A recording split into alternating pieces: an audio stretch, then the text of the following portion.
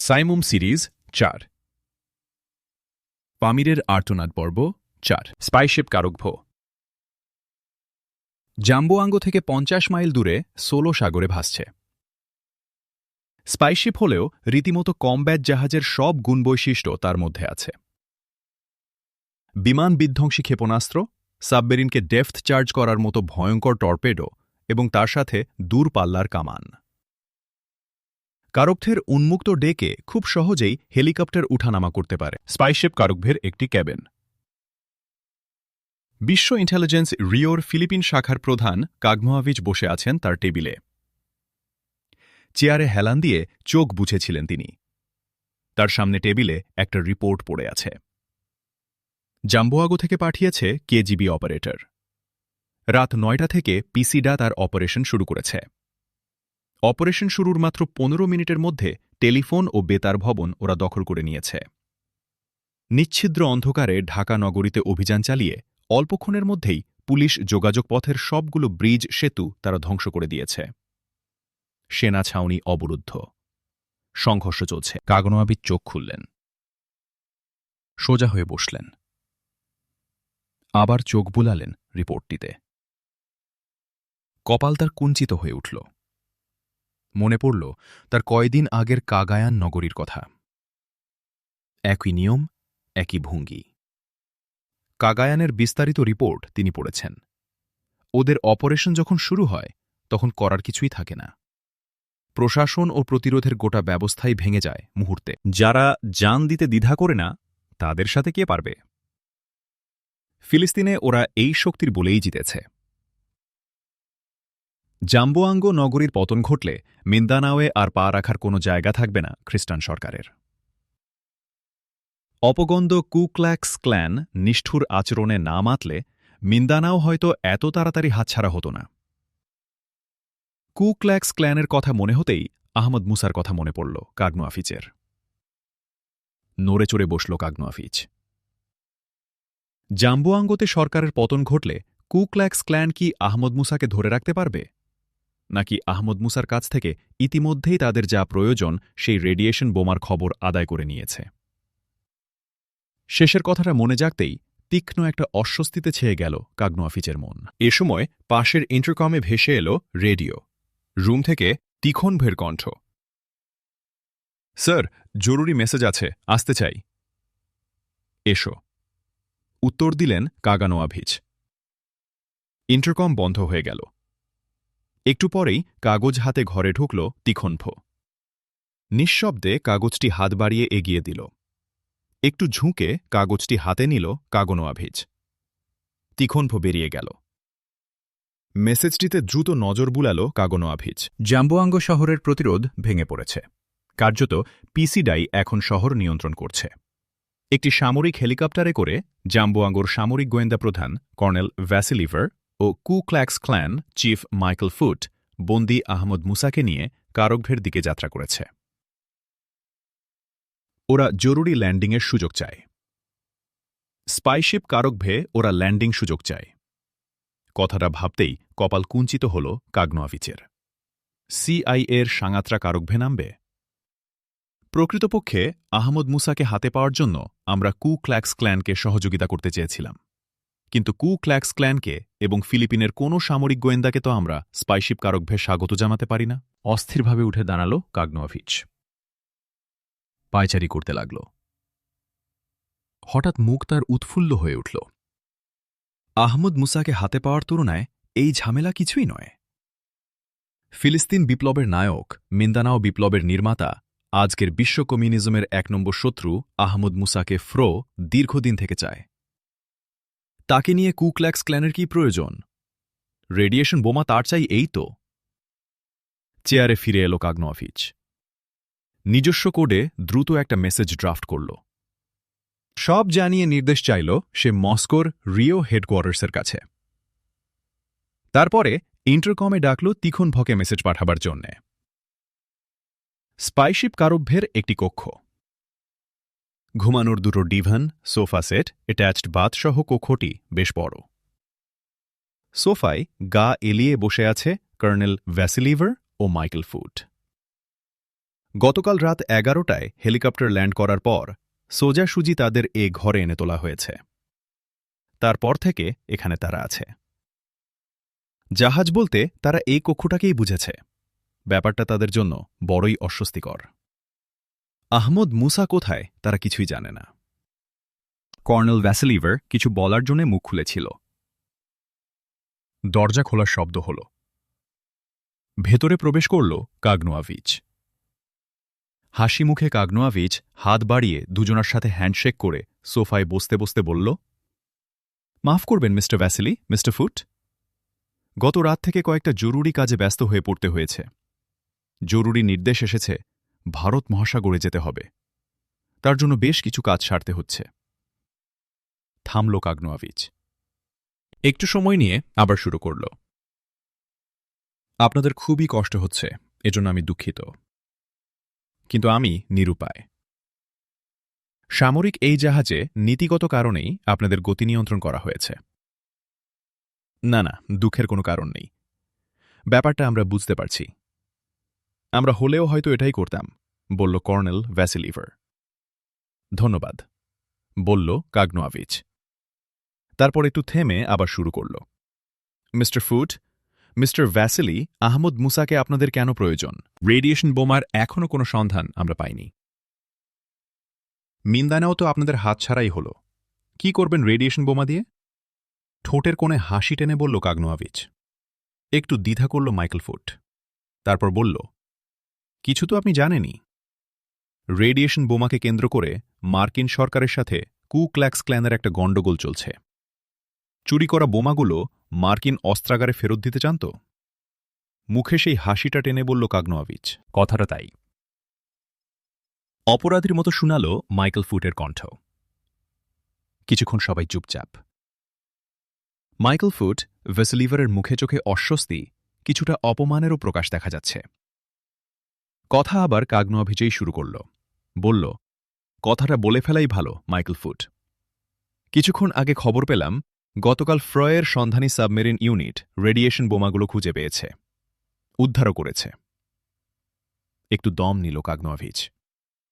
Michael ফুটের চোখ বিস্ফারিত হয়ে উঠেছে। সেখানে বিস্ময় ও উদ্বেগ দুই আছে।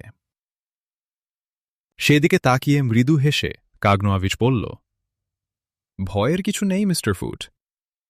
মস্কোতে যায়নি। এইমাত্র আমাদের সরকার থেকে আমাকে জানানো হয়েছে আহমদ মুসাকে ফ্রোয়ের হাতে ছেড়ে দিলে রেডিয়েশন বোমাগুলো আপনাদের ফিরিয়ে দেয়া হবে। শুধু 5টি বোমা আমাদের কেমিক্যাল ল্যাবরেটরিতে যাবে। এই 5টি বোমা সাগরতলে হারিয়ে গেছে বলেও কু ক্ল্যাক্স ক্ল্যান পেন্টাগনের হাত থেকে রেহাই পেতে পারে। থামল কাগনোয়াভিচ। কোনো কথা জোগাল না মাইকেল ফুটের মুখে। বিমূঢ় মনে হল তাকে। অল্পক্ষণ অপেক্ষা করে কাগনোয়াভিচ গম্ভীর কণ্ঠে বলল, সিদ্ধান্ত আপনাকে দ্রুতই নিতে হবে মাইকেল ফুট। ভেবে দেখুন, আহমদ মুসা ও রেডিয়েশন বোমা 2 আমাদের হাতে। ক্ল্যাক্স ক্ল্যানের মঙ্গল চায় বলেই আমাদের সরকার এই অফার দিচ্ছে। কথা শেষ করে কর্নেল ভ্যাসেলিভারের দিকে চাইল কাগনোয়াভিচ। একটু হেসে বলল, আপনি কিছু বলুন মিস্টার ভার। ভার আগের থেকেই রুষ্ট হয়ে উঠেছিল। কমিউনিস্ট অধিপত্যের প্রতি যে সহজাত ঘৃণা ছিল তা বেড়ে গিয়েছিল অনেক গুণ। হাতের মুঠোয় পেয়ে ভালোই খেলছে পুচকে গোয়েন্দা। অন্য সময় হলে দেখিয়ে দেয়া যেত। কিন্তু মনের কথা মনে চেপে মুখে হাসি টেনে মিস্টার ভার বলল, ঠিকই বলেছেন মিস্টার কাগনোভিচ। আপনার জায়গায় হলে আমিও এ কথাই বলতাম। সৈনিক শুল্ভই কথা বলেছেন মিস্টার ভার, বলে হেসে মুখ ফিরাল সে মাইকেল ফুটের দিকে। মাইকেল ফুট গম্ভীর গম্ভীর কণ্ঠেই সে বলল, রেডিয়েশন বোমাগুলো কবে, কোথায় পাবো আমরা? ধন্যবাদ মিস্টার ফুট। চোখে মুখে খুশি ঠিকরে পড়ল কাগনোভিচের। আবার বলতে শুরু করল, দক্ষিণ সাগরে আমাদের সাবমেরিন বহরে রেডিয়েশন বোমাগুলো রাখা হয়েছে। আপনারা চাইলে উত্তর বর্নিওর কুদাদ বন্দর অঞ্চলে আপনাদের যে ঘাঁটি আছে সেখানে আগামীকালই এগুলো পেতে পারেন। একটু থেমে মুখে একটু বাঁকা হাসি টেনে কাগনোভিচ বলল, মিন্দানাওয়ের পর ইন্দোনেশিয়াই তো আপনাদের বড় টার্গেট। বোমাগুলো সেখানে আপনারা কাজেও লাগাতে পারেন যা পারেননি আপনারা মিন্দানাওয়ে। কাগনোভিচের পক্ষ থেকে এই কঠিন বিদ্রুপ সত্ত্বেও তার প্রস্তাবে মনে মনে খুশিই হল মাইকেল ফুট। আসলে মিন্দানাওয়ের পর সোলো ও সেলিভিস সাগরের আশেপাশে এটাই তাদের সবচেয়ে শক্তিশালী ঘাঁটি। একসময় এখানে পিসিডার খুবই প্রভাব ছিল। এখান থেকে মিন্দানাও ও দ্বীপাঞ্চলগুলোতে পিসিডার জন্য অস্ত্র, অর্থ, খাদ্য সবকিছুই যেত। কিন্তু ইন্দোনেশীয় সরকারের প্রভাবশালী খ্রিস্টানদের কাজে লাগিয়ে কৌশলে এই অঞ্চল থেকে পিসিডার সব প্রভাব উৎখাত করা গেছে। মনের খুশিটা মনেই চেপে গম্ভীর কণ্ঠে মিস্টার ফুট বলল, আপনার প্রস্তাব মতো আগামীকালই পৌঁছে দিন। এই সময় দরজা ঠেলে চা নিয়ে ঘরে ঢুকল বেয়ারা। টেবিলে চায়ের সরঞ্জাম সাজিয়ে নিতে নিতে কাগনোভিচ বলল, 2 ঘন্টার মধ্যে আমরা এখান থেকে যাত্রা করছি। যাবার পথে কুদাত বন্দরেই আমরা আপনাদের নামিয়ে দিতে চাই, কিংবা হেলিকপ্টার নিয়ে আপনারা যেখানে ইচ্ছা যেতে পারেন। মাইকেল ফুট বলল, মিস্টার ভার, হেলিকপ্টার নিয়ে ম্যানিলায় ফিরে যাক, আমি কুদাত বন্দরেই নামব। মিস্টার ভার মাথা নেড়ে এই কথায় সায় দিল। সবারই হাতে ধুমায়িত চায়ের কাপ, কিন্তু একমাত্র কাগনোভিচ ছাড়া কারোরই মন ধুমায়িত কাপের দিকে নেই বলেই মনে হল। কারকভের খোলে ছোট একটি কক্ষে শুয়ে আছে আহমদ মুসা। শোবার ওই একটি খাট ছাড়া আর কিছুই নেই ঘরে। অ্যাটাচড বাথ, সেন্ট্রি দেখিয়ে দিয়ে গেছে বাথরুমের টেপে খাবার পানি পাওয়া যাবে। একটা স্টিলের দরজা ছাড়া কক্ষে আর কোনো জানালা নেই। সেন্ট্রাল সাপ্লাই ব্যবস্থা থেকে অক্সিজেন আসছে, না গরম না শীত অবস্থা। ভালোই লাগল আহমদ মুসার। ওরা জাহাজের সেফটি সেলকে একেবারে কারাগার বানিয়ে ফেলেনি। ডাক্তার একবার এসেছিল, ঔষধ দিয়ে গেছে। মাথার তীব্র ব্যথাটা এখন অনেক কম মনে হচ্ছে, কিন্তু বিরাট ব্যান্ডেজের মাথাটা বেশ ভারী মনে হচ্ছে। আরও ভালো লাগল, রক্তমাখা পোশাক ওরা পাল্টাবার সুযোগ দিয়েছে। নতুন একজোড়া প্যান্ট শার্ট দিয়েছে পরার জন্য। মেঝের দিকে তাকিয়ে দেখল জুতা জোড়া নেই, বদলে একজোড়া নতুন জুতা দেয়া হয়েছে। আরও খেয়াল করল হাতের আংটিটিও তার নেই, অর্থাৎ দেহটা ছাড়া নিজের বলতে তার এখন কিছুই নেই। মনে মনে হাসল আহমদ মুসা। জুতা, জামা কাপড়, আংটিতে কোনো অদৃশ্য রহস্য থাকতে পারে।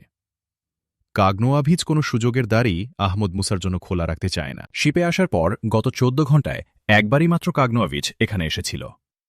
ঠান্ডা গলায় সে বলে গেছে, কারকভকে যেন সে কুক্ল্যাক্স ক্ল্যানের সেই জাহাজ মনে না করে এবং অবাঞ্ছিত কোনো কিছু করার মতলব যেন তার না হয়। সে বিরক্ত না করলে তাঁকে বিরক্ত করার কোনো ইচ্ছা তাদের নেই। কাগনোভিচের চোখে চোখ রেখে আহমদ মুসা কথাগুলো শুনেছেন। কথাগুলো তার বিশ্বাস হয়েছে। তার মনে হয়েছে কাগনোভিচ তাকে বহন করছে মাত্র, তার ব্যাপারে কোনো সিদ্ধান্ত নেয়ার দায়িত্ব তার নেই। সুতরাং আপাতত জীবনযাত্রা তার নিরাপদ। আর এদের পরিকল্পনা জানার আগে কিছু করার ইচ্ছাও তার নেই। ফিলিস্তিনে কাজ শেষ, মিন্দানাওয়ের কাজও শেষ হয়েছে। গোটা মিন্দানাও এখন পিসিডার নিয়ন্ত্রণে চলে গেছে। মুর হামসারের নেতৃত্বে এতক্ষণে নিশ্চয়ই স্বাধীন মারো রিপাবলিক এর ঘোষণা হয়ে গেছে। তার আর সেখানে কোনো প্রয়োজন নেই। সুতরাং এখন কিছু করার আগে চলতি ঘটনা প্রবাহকে জানতে হবে। পাশ ফিরে শুলেন আহমদ মুসা। স্টিলের খাট, লম্বালম্বি টানা স্প্রিংয়ের বেঞ্চের ওপর তোশক পাতা। খাটের স্টিলের পায়া ফ্লোরের স্টিলের মেঝের সাথে স্ক্রু দিয়ে আটা। পাশ ফিরে শুতেই বালিশের সাথে সেটে থাকা ডান কান দিয়ে ইঞ্জিনের ঘড় ঘড় আওয়াজ কানে এল। সেই সাথে অনুভূত হল নতুন এক সূক্ষ্ম কাঁপুনি। আহমদ মুসা উৎকর্ণ হয়ে বুঝতে চেষ্টা করলেন, ঠিক জাহাজ এখন চলছে। কিছুক্ষণ পর আরও নিশ্চিত হলেন জাহাজ চলছে। জাহাজ ডান দিকে মোড় নিল স্পষ্ট অনুভব করলেন তিনি। কোথায়, কোন দিকে চলছে জাহাজ, নিজেকে নিজেই প্রশ্ন করল আহমদ মুসা। কিন্তু এখান থেকে স্থানকাল কিছুই বুঝার উপায় নেই, এমনকি দিনরাতের পার্থক্যও নয়। তবে গত রাত 11টা থেকে সময় যা গেছে তাতে এখন মধ্যদিন পার হবার কথা। এ সময় দরজায় ক্লিক করে একটা শব্দ হল। খুলে গেল দরজা। মনে হল দরজায় ইলেকট্রনিক কি সিস্টেম রয়েছে, যে ঘরে ঢোকে তার দরজা খুলতে হয় না। সুইচ রুম থেকে অপারেটর সুইচ টিপলেই দরজা খুলে যায়। কিন্তু ঠিক কোন মুহূর্তে দরজা খোলা চাই একথা সুইচ রুম থেকে জানবে কি করে? তাহলে সব দরজা কি ইলেকট্রনিক ক্যামেরা পাহারা দিচ্ছে? সব ঘরেও কি তাই? আহমদ মুসার মুখে মৃদু হাসি ফুটে উঠল। কাগনোভিচ কেন বলেছিল এটা কু ক্ল্যাক্স ক্ল্যানের জাহাজ নয় তা বুঝতে পারল তার এই শুয়ে থাকাটাও কন্ট্রোল টিভির পর্দায় তারা দেখতে পাচ্ছে। একবার ভাবল আলো নিভিয়ে দিলে বোধহয় তাদের চোখকে ফাঁকি দেয়া যায়। কিন্তু সুইচ কোথায়? এ ঘরের আলোর নিয়ন্ত্রণ ও তার হাতে নেই। সুইচ থাকলেই বা কি হতো? ইনফ্রারেড টিভি ক্যামেরা আলো অন্ধকারের তোয়াক্কা করে না। দরজা খুলে ট্রলি ঠেলে খাবার নিয়ে ঘরে প্রবেশ করল একজন বৃদ্ধ গোছের লোক। অটুট স্বাস্থ্য দেখলেই মনে হয় পেটা শরীর, যেন 10 জন মানুষের শক্তি তার দেহে। দীর্ঘদেহী লোকটি নিরস্ত্র। দরজাতেও কোনো সেন্ট্রি নেই। আহমদ মুসা খেয়াল করল শিপে আসার পর এ দরজায় কোনো সময়ই সেন্ট্রির অস্তিত্ব অনুভব করেননি। রাতে খাবার, সকালে নাস্তা যারা দিয়েছে তাদেরকেও নিরস্ত্রই দেখেছেন। এদের দুঃসাহসে বিস্মিত হলেন আহমদ মুসা। কিন্তু পরক্ষণেই নিজের বোকামির জন্য হাসি পেল আবার। টেলিভিশন ক্যামেরা যখন তাকে পাহারা দিচ্ছে, তার প্রতিটি নড়াচড়া, এমনকি তার চাহনি পর্যন্ত যেখানে তারা কন্ট্রোল রুমে বসে দেখছে, তখন আর তাদের চিন্তা কিসের? ট্রলিটি খাটের কাছে এনে খাবার সাজিয়ে দিল লোকটি। আহমদ মুসা উঠে বসল। দুপুরের খাবার এসেছে। এখন তাহলে কয়টা? জোহরের নামাজ তো পড়া হয়নি। এশার নামাজ সে পড়েছেন ঠিক সময় মতোই। ঘুম থেকে উঠে অনুমানেই নামাজ পড়ে নিয়েছেন তিনি। কিবলাও ঠিক করতে পারেননি। লোকটির হাতে ঘড়ি দেখে সময় জিজ্ঞাসা করলেন আহমদ মুসা। লোকটি মুখ তুলে আহমদ মুসার দিকে তাকাল। ভাবলে সেন দৃষ্টি। দেহ ও মুখের গড়নের দিক থেকে লোকটি খাস রাশিয়ান। আহমদ মুসার প্রশ্ন সে বুঝতে পারেনি। বলল, আমি ইংরেজি বুঝি না। এবার আহমদ মুসা রুশ ভাষায় প্রশ্নটার পুনরাবৃত্তি করলেন। বেলা 2টা, বলল লোকটি। আহমদ মুসা রুশ ভাষা জানে দেখে লোকটির মুখে প্রথমে বিস্ময়, তারপর খুশির রেখা দেখা দিল। আহমদ মুসা আবার বলল, পশ্চিম কোন দিক, দয়া করে কি বলবেন? লোকটি মুখ তুলল। চোখে তার জিজ্ঞাসা, কিছুটা সন্দেহ। বলল, এসব প্রশ্নের জবাব আমি দিতে পারব না। দ্রুত সে খাবার সাজিয়ে দিচ্ছিল। সাজানো শেষ হলে রুমালে হাত মুছতে মুছতে বলল, পশ্চিম দিক আপনার কেন প্রয়োজন? আমি মুসলমান। দিনে 5 বার নামাজ পড়ার জন্য কিবলামুখী হওয়া প্রয়োজন, বলল আহমদ মুসা। কিবলা পশ্চিম দিকে, কিবলা বা কাবা মক্কানগরীতে, আর মক্কানগরী এখান থেকে পশ্চিম দিকে। আচ্ছা, আমি অফিসারকে আপনার কথা জানাব, বলে সে দরজা বন্ধ করে চলে গেল। খাবারে মনোযোগ দিলেন আহমদ মুসা। সাদামাটা খাবার, রুটি, গরুর গোশত, সালাদ, স্যুপ আর মদ। দুবেলাই মদ ফেরত দিয়েছেন তিনি, তবুও আবার দিয়েছে। খাবার শুরু করেছেন আহমদ মুসা। এ সময় আবার দরজা খোলার শব্দ হল। দরজা খুলে ঢুকল নেভাল ড্রেস পরা একজন তরুণ অফিসার। ঘরে ঢুকেই জিজ্ঞাসা করল, আপনি কিছু জিজ্ঞাসা করেছেন? হ্যাঁ, বলল আহমদ মুসা। পশ্চিম কোন দিকে? কেন? আমি মুসলমান। কিবলামুখী হয়ে আমাদের নামাজ পড়তে হয়, আপনি জানেন। অফিসারের মুখে ঠোঁটের কোণায় একটু হাসি ফুটল যেন। সে হাসিটা অবজ্ঞার না কৌতুকের বুঝা গেল না। বলল সে, আপনার শোবার খাটটা মোটামুটিভাবে ঘরের উত্তর দিকেই থাকবে। ধন্যবাদ, বললেন আহমদ মুসা। অফিসারটি ততক্ষণে ঘুরে দাঁড়িয়েছে। দরজা বন্ধ করে সে চলে গেল। খাবার পর আহমদ মুসা মুখ হাত ধুয়ে অজু করে এলেন। মিনিট 2 খাটে বসে বিশ্রাম নেবার পর উঠে দাঁড়িয়ে খাবার ট্রলি ঘরের মাঝ বরাবর সরিয়ে নিলেন। বেশ অনেকখানি জায়গা বেরুল। তারপর খাটকে ডান হাতে আর দরজাকে বাঁ হাতে রেখে আহমদ মুসা নামাজে দাঁড়ালেন। মেঝের কার্পেটটা নতুন এবং নরম। নামাজেতে হবে কিনা তার জানা নেই। বিকল্প কোন উপায় যখন নেই, তখন আল্লাহ রব্বুল আলামিন এ অবস্থাকে নিশ্চয় মঞ্জুর করবেন। নামাজে দাঁড়াতে গিয়ে হাসি পেল তার। আগের দুটো নামাজে তার দিক ঠিক হয়নি। দক্ষিণমুখী হয়ে নামাজ পড়েছেন তিনি। জোহরের শেষ দুরাকাত সুন্নাত নামাজে সবে দাঁড়িয়েছেন, কক্ষের দরজায় ক্লিক করে খুলে গেল। মনে হল কে যেন কক্ষের মধ্যে এসে দাঁড়াল। আহমদ মুসা নামাজ শেষ করলেন। তারপর মোনাজাত শেষ করে মুখ ফিরিয়ে দেখলেন সেই বৃদ্ধ লোকটি দাঁড়িয়ে দেখছে আহমদ মুসার নামাজ। আহমদ মুসা উঠে দাঁড়িয়ে শোবার বিছানার দিকে ফিরে যেতে যেতে বললেন, ধন্যবাদ আপনাকে অফিসার, পশ্চিম দিক চিনিয়ে দিয়ে গেছে। মনে হল কথাগুলো তার কানে গেল না। সে ট্রের কাছে সরে এল, বাসনকোসন গুছিয়ে নিতে নিতে বলল, আমার আব্বা গির্জায় যেতেন, বাইবেল ছিল আমাদের বাড়িতে। এখন নেই? না। কেন? প্রশ্নের উত্তর না দিয়ে সে বলল, আল্লাহ কি সত্যিই আছেন? সুপরিকল্পিত অপরূপ এই জগৎ কি সাক্ষ্য দেয় আল্লাহ নেই? পাল্টা প্রশ্ন করলেন আহমদ মুসা। কোনো জবাব দিল না লোকটি। খাবার ট্রলি ঠেলে নিয়ে বেরিয়ে গেল সে ঘর থেকে।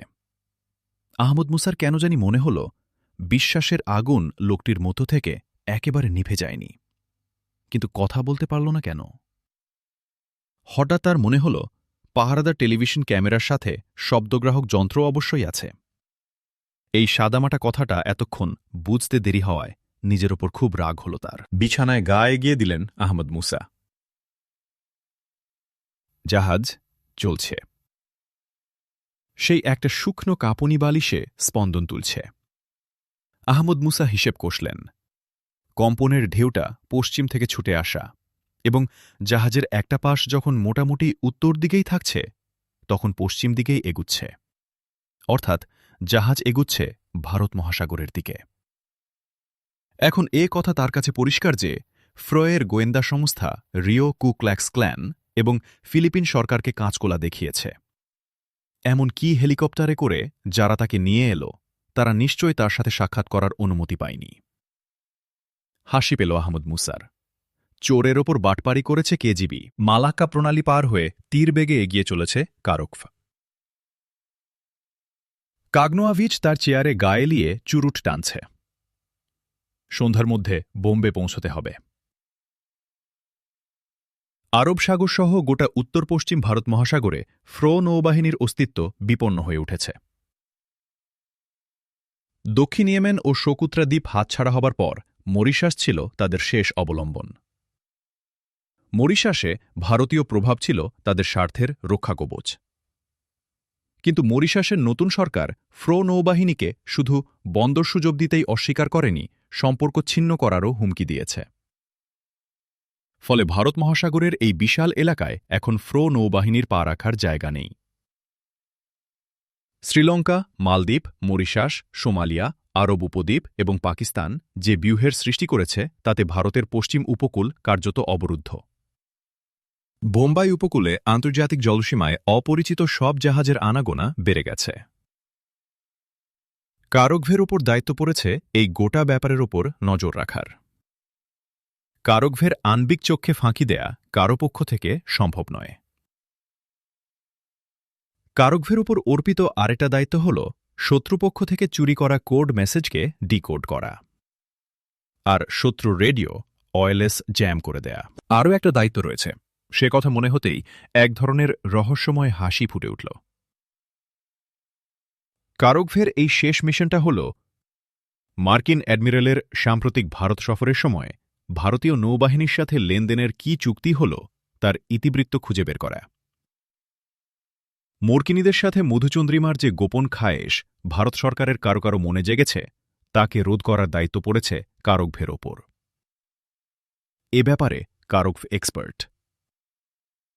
মার্কিন কোডে ভুয়া তথ্য রিলে করে সেই তথ্য ডিকোড করে ভারতকে বুঝাতে হবে যে ভারতকে বোকা সাজিয়ে রেখে পাকিস্তান, মালদ্বীপ, শ্রীলঙ্কাকে দিয়ে ভারতের ওপর ঝাঁপিয়ে পড়ার সব প্রস্তুতি পশ্চিমীরা সম্পন্ন করেছে।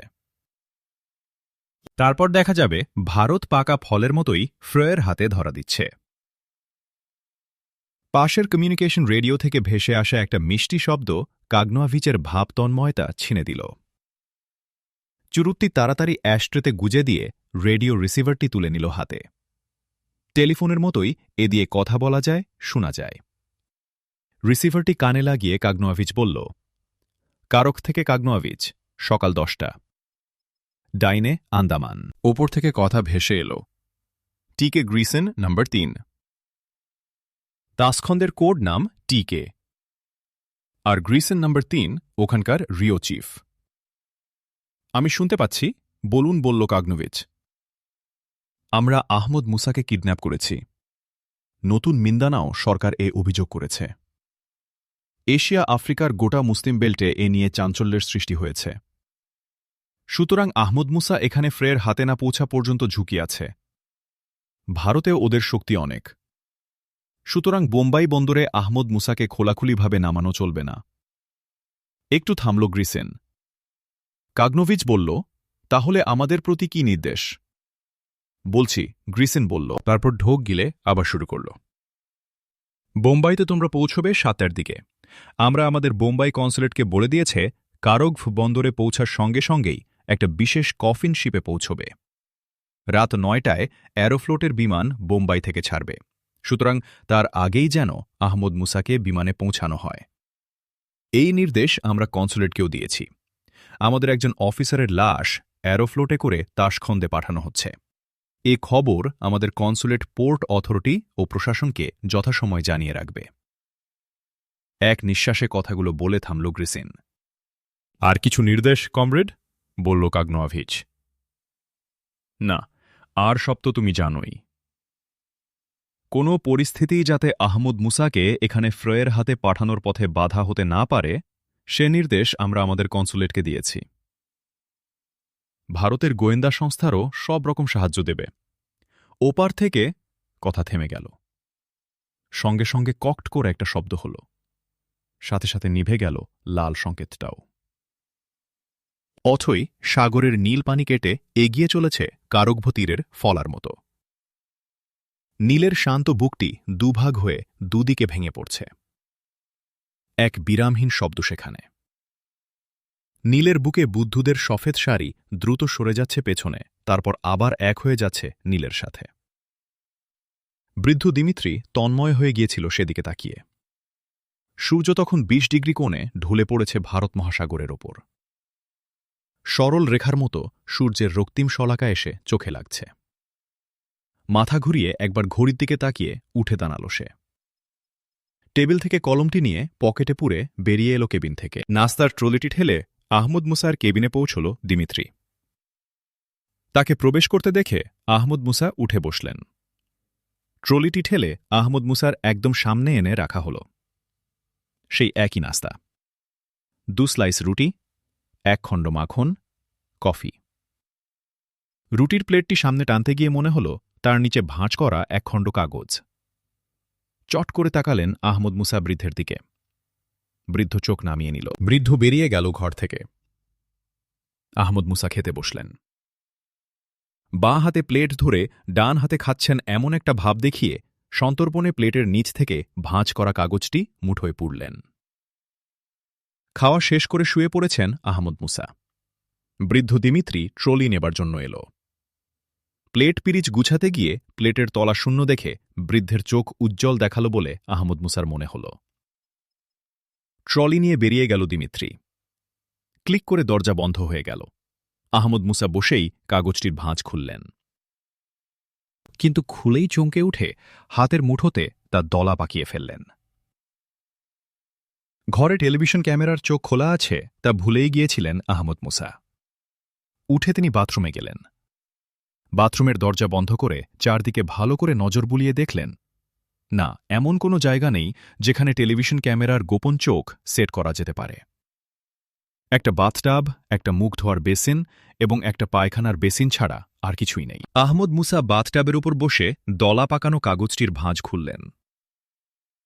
একটি চিঠি পড়লেন তিনি।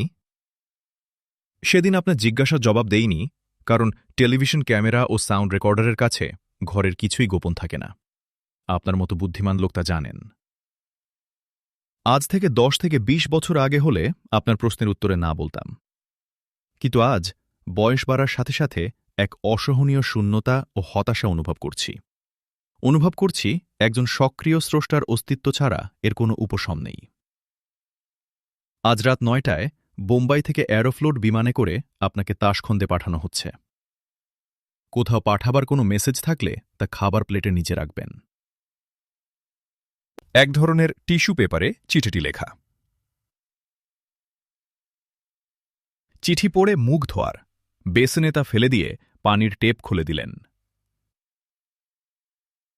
অজু করে নিলেন আহমদ মুসা। অল্পক্ষণ পরেই কাগজের কোনো অস্তিত্ব বেসিনে আর থাকল না।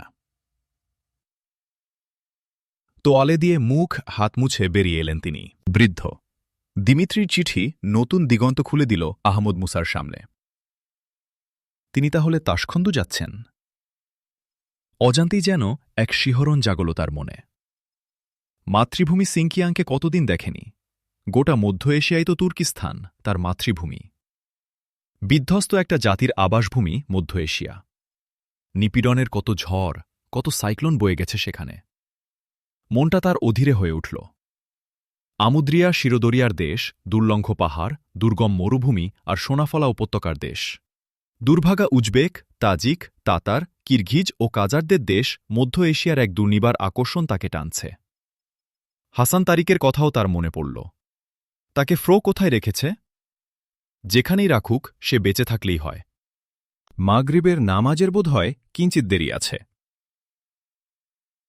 বিছানায় গা এলিয়ে দিলেন আহমদ মুসা। চোখ দুটো বন্ধ করলেন।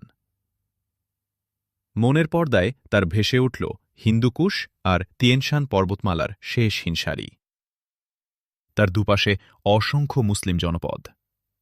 যেন সব আপন জনদের তিনি দেখতে পাচ্ছেন। চোখের কোণ দুটি তার ভারী হয়ে উঠল। তিনি আল্লাহ রব্বুল আলমিনের শুকরিয়া আদায় করলেন তাকে এই সুযোগ দিয়ে দয়া করার জন্য। আল্লাহ যেন তার প্রতিটি মুহূর্ত এই মজলুম মুসলমানদের কাজে লাগান, এই প্রার্থনা করলেন। বৃদ্ধ দিমিত্রির কথা তার মনে পড়ল। হাসি পেল একটু। মেসেজ লিখবে কিভাবে? কালিকলম কোথায়? ভাবল আহমদ মুসা বৃদ্ধকে বলে দেবেন সুযোগ পেলে তার খবরটা মিন্দানাও অথবা ফিলিস্তিন সরকারকে সে যেন জানিয়ে দেয়। বোম্বাইয়ের মুসলিম ওয়ার্ল্ড লীগ অফিসে জানালেও চলবে। মনে হল ঘরের আলোটা আগের চেয়ে অনেক উজ্জ্বল। সূর্য কি তাহলে ডুবল? মাগরিব নামাজের জন্য উঠে বসলেন আহমদ মুসা। নামাজ পড়ে উঠে দেখলেন মেঝেতে কার্পেটের ওপর তার নিজের জামাকাপড় পড়ে আছে, ধুয়ে পরিষ্কার করা। কে কখন রেখে গেছে খেয়াল করেনি আহমদ মুসা।